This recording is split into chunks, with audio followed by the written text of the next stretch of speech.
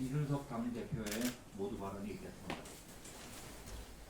이해운 기획예산처 장관 후보자 지명을 두고 논란이 거셉니다. 이해운 전 의원은 20년간 쌓아온 모든 것을 버리고 결국 강을 건넜습니다. 우리는 그 의미를 직시해야 합니다. 거국 내각은 보통 정권 말기에 레임덕 국면에서 등장하는 유화책입니다. 그런데 이재명 대통령은 정권 초기부터 이런 파격적인 확장 전략을 펼치고 있습니다. 이는 위기감에서 나온 것이 아니라 자신감의 발로입니다. 반면 보수 진영은 그동안 내부 동질성 강화만 외쳐왔고 이제 더 이상 외연 확장이 불가능해졌습니다. 보수는 닫혀가고 민주당은 열려가고 있습니다. 어제 국민의힘은 최고위원회의를 열어 이해운 전 의원을 즉각 제명했습니다. 당내에서는 사상 최악의 해당 행위, 일제 부역과 다름없다라는 격한 비난까지 쏟아졌습니다. 사령병의 목을 치고 배신자로 손가락질하는 것이 지금 우리가 해야 할 일입니까? 지금은 이해운 전 의원을 배신자로 몰아볼 때가 아니라 보수 진영이 국민께 매력적인 비전과 담론을 제시하며 희망을 드려야 할 때입니다.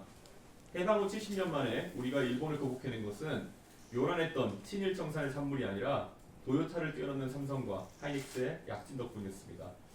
마찬가지로 지금 이해운 후보자를 요란하게 배신자로 낙인 찍는 것은 무의미합니다.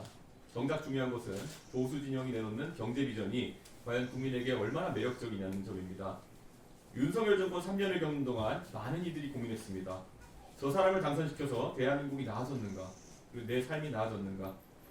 보수 세력이 극우 노선을 걸으며 집권해도 국민의 삶이 나아지지 않으니 결국 사람들은 등을 돌렸습니다. 누군가 등을 돌렸다면 왜 떠나는지 그 이유를 살펴야지 떠난 사람을 저주해서 무엇을 얻겠습니까? 보수 담론이 저급해진 원인은 상대를 감옥에 보내면 문제가 해결된다는 검찰주의적 사고방식에 있습니다. 정책을 놓고 진지하게 고민하지 않으니 결국 상대를 감옥으로 보내는 데만 몰두했고 그것마저 뜻대로 되지 않자 이제 남은 것은 저주뿐입니다. 상대를 감옥에 보낸다고 해서 경제가 살아나고 민생이 나아지겠습니까? 급기야 공식 토론장에는 내놓지도 못할 부정선거 주장을 유튜브에서 붙잡고 부흥회를 열지 않았습니까? 와신 상담이 무엇입니까? 오나라의 왕 부차는 아버지의 원수를 갚겠다며 장작더미 위에서 자며 복수심을 불태웠습니다. 그는 월나라 왕 부천을 무릎 꿇게 하는 데 성공했지만 이내 자만했고 결국 오나라는 망하고 말았습니다. 반면 부천은 패배 후 쓸개를 핫태며 치욕을 되새겼습니다. 그러나 복수심만 쫓지 않고 나라를 부강하게 만들며 인재를 모으고 실력을 빌렸습니다. 윤석열이라는 부차를 이미 겪은 보수 진영이 아직도 복수에만 매몰되어 있습니까? 이제는 우리가 진정 와신 상담해야 될 때가 아닙니까? 보수 진영의 또 다른 문제는 세대 교체에 실패하고 있다는 점입니다. 젊은 세대가 정치 전면에 부상해서 지지층이 변하고 있는데도 기득권층은 역시 1970년대의 언어로 시대착오적인 주장을 반복하고 있습니다. 이런 구태의연한 태도로는 미래를 내다볼 수도 없고 현재 현실은 끝이 보이지 않는 암흑의 터널처럼 느껴질 뿐입니다. 그러니 많은 사람들이 상처받고 평생 쌓아온 것을 내던진 채 화전민처럼 떠돌고 있습니다. 이해운 후보자님께 당부 말씀드립니다. 저는 과거에 다른 장관 후보자에게 본인의 소신과 대통령의 뜻이 충돌하면 대통령의 뜻을 따르라고 조언한 적이 있습니다. 그러나 이해운 후보자에게는 이번만큼은 자신의 소신대로 예산 정책을 힘있게 추진해보라고 주문하고 싶습니다.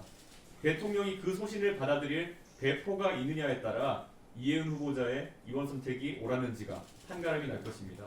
그 외에는 이 논란을 잠재울 방법이 없습니다. 이재명 정부의 선심성, 낭비 재정을 막아내고 자신의 역량을 직접 증명해 보십시오.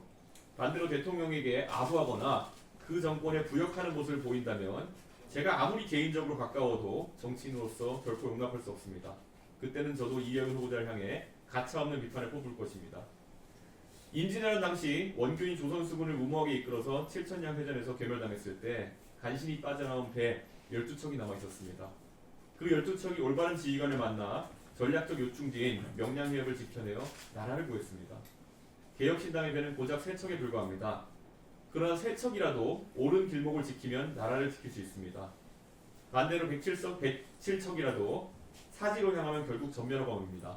개혁신당은 비록 규모는 작지만 방향은 알고 있습니다. 저희 개혁신당은 보수의 근본부터 다시 세우기 위한 고민을 멈추지 않겠습니다. 국민에게 희망과 비전을 제시하고 젊은 세대에게 문을 활짝 열어주는 정당, 그것이 진정한 보수입니다.